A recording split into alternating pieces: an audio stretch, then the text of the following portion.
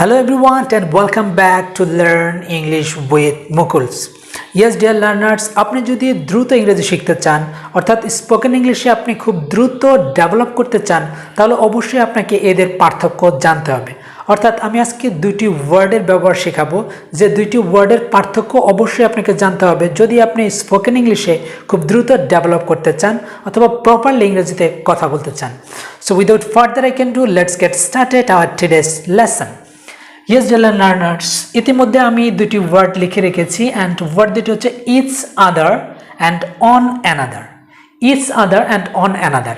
এই দুইটি ওয়ার্ডের ব্যবহার আমরা শিখব। সো প্রথমেই জানি এই দুইটি ওয়ার্ডের বাংলা কি। So each other and on another এই দুটোর বাংলা শাব্দিক অর্থ হচ্ছে একে অন্যের বা পরস্পর। যেমন আমরা এই ধরনের কথা বলে থাকি যে তারা একে অন্যের সাথে কথা বলছে। সো আমরা পরস্পরে সাহায্য করে থাকি বা আমরা একে অন্যের সাথে কথা বলছি। এই যে এমন সিচুয়েশন বোঝাতে আমরা each other and one another ব্যবহার করে থাকি। বাট ফ্যাক্ট ইজ দ্যাট যে কোন সিচুয়েশনে আমরা ইচ আদার ব্যবহার করব অ্যান্ড কোন সিচুয়েশনে অন অ্যানাদার ব্যবহার করব সেটা হলো আমাদের মেন বিষয়, যার মাধ্যমে আমরা আমাদের স্পোকেন ইংলিশকে ডেভেলপ করব। ওকে, আমরা তো জেনেই ফেললাম অর্থ। এবার আমরা জানবো এটা কোন সময় ইচ আদার ব্যবহার করব। ইচ আদার আমরা ব্যবহার করব, অলরেডি আমি লিখে রেখেছি। দুজন মানুষের মধ্যে কাজ বোঝাতে আমরা ব্যবহার করব ইচ আদার। ভালোভাবে খেয়াল করুন, দুজন মানুষের মধ্যে যখন কাজ বোঝাবে তখন আমরা ব্যবহার করব ইচ আদার। আর অন অ্যানাদার ব্যবহার করব দুইয়ের অধিক মানুষের মধ্যে কাজ বোঝাতে। ঠিক আছে, দুইয়ের অধিক বা বেশি কোনো একটা জিনিস বোঝাবে তখন আমরা ব্যবহার করব অন অ্যানাদার। সো আমরা দুইটা পার্থক্য বুঝে গিয়েছি।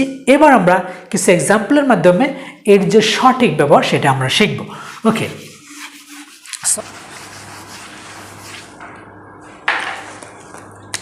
ওকে আমরা বলতে পারি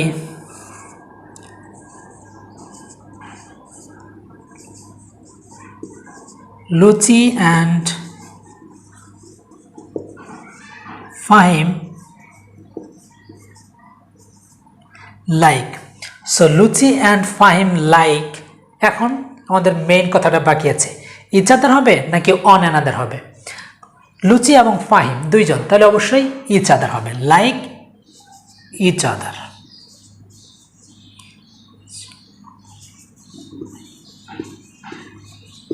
হয়ে গেল, তাহলে Luchi and Fahim like each other. ঠিক আছে, লুচি এবং ফাহিম একে অপরকে পছন্দ করে। ঠিক আছে, সেখানে ভুলেও কিন্তু লাইকস দেওয়া যাবে না, কারণ এখানে প্লুরাল, দুইজন। ঠিক আছে, দুইজন ব্যক্তিকে বোঝায় সেই জন্য। তাহলে Luchi and Fahim like each other, that means Luchi ফাহিমকে পছন্দ করে, ফাহিম লুচিকে পছন্দ করে। সো এটা হলো আমাদের দুইজন ব্যক্তিকে বোঝাতে আমরা ইচ ব্যবহার করি। Okay, let's see another example. আমরা বলতে পারি এই ওয়ার্ডটাই যদি বলি Luchi and Fahim R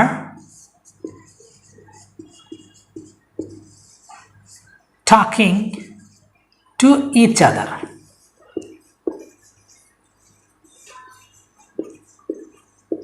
Okay, to each other, right? So Luchi and Fahim are talking to each other. That means Luchi এবং ফাহি একে অন্যের সাথে কথা বলছে, অর্থাৎ লুচি এবং ফাহিম পরস্পর কথা বলছে।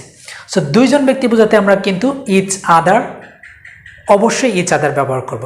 ওকে, লেটস সি অ্যানাদার এক্সাম্পল। আমরা বলতে পারি যে কি বলতে পারি, যেমন যেমন I and Hasan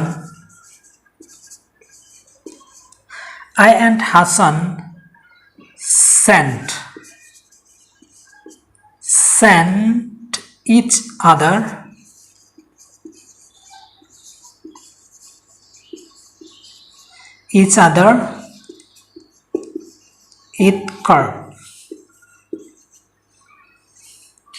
it cards. Okay, হয়ে গেল। তাহলে I and Hasan sent each other it cards, অর্থাৎ আমি এবং হাসান পরস্পর কি করেছিলাম, ইট কার্ড দিয়েছিলাম, সেন্ড করেছিলাম। ঠিক আছে, so I and Hasan sent each other it card.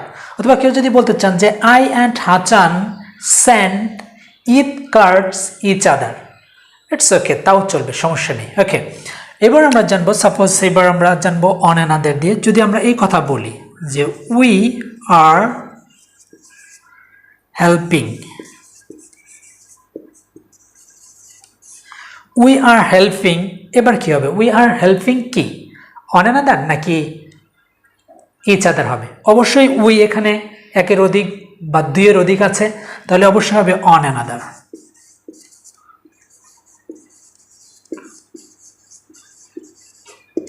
ওকে, তাহলে we are helping one another, অর্থাৎ আমরা একে অন্যকে সাহায্য করছি, অর্থাৎ আমরা পরস্পর সাহায্য করছি। We are helping one another, ঠিক আছে। আর যদি আমরা এই কথাটা বলি যে দে, আচ্ছা ওয়ার দিলাম, they were talking, they are talking to one another, এবার কি হবে? কারণ দে আছে দুইয়ের অধিক, তাহলে they are talking to one another.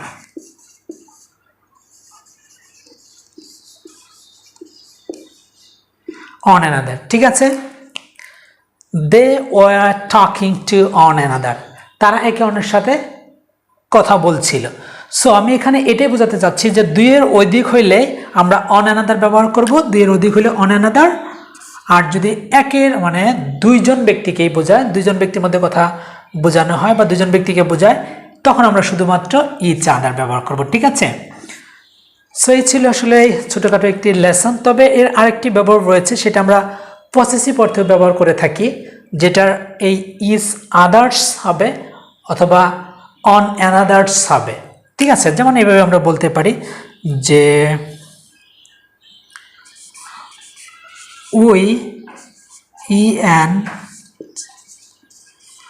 We enjoy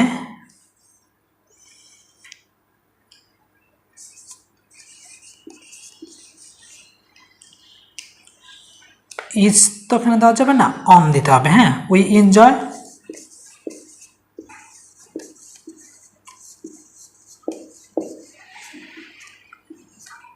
another's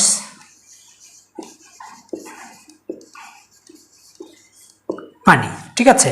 so এখানে একটু খেয়াল করুন, ঠিক আছে, যে আমরা বলি we enjoy one another's company, ঠিক আছে, we enjoy on another company, ঠিক আছে। সো আমরা কিন্তু এভাবে বলতে পারি যে we enjoy another on another's company, আমরা একে অন্যের কোম্পানিতে উপভোগ করি, আনন্দ উপভোগ করি। সো এই যে ইজ আদার্স পজিটিভ অর্থেও কিন্তু আমরা ব্যবহার করে থাকি, ঠিক আছে। We enjoy one another's company. আর যদি দুইজন ব্যক্তির মধ্যে হয়, যেমন এইরকম যদি বলি যে Luchi and Fahim enjoy each other's company, ঠিক আছে, তারা দুইজনের কোম্পানিতে কি করে? আনন্দ উপভোগ করে, ইজ আদার্স আমরা এই পজিটিভ অর্থেও ব্যবহার করে থাকি। সো এ ছিল নর্মাল ব্যবহার এই ইচ আদার এবং অন অ্যানাদার। আই হোপ সমস্ত ডাউট ক্লিয়ার হয়ে গিয়েছে এই ইচ আদার এবং অন অ্যানাদার নিয়ে। So that's all about for today, and I will come up with a new lesson very soon. Thank you. Take care. Allah Hafiz.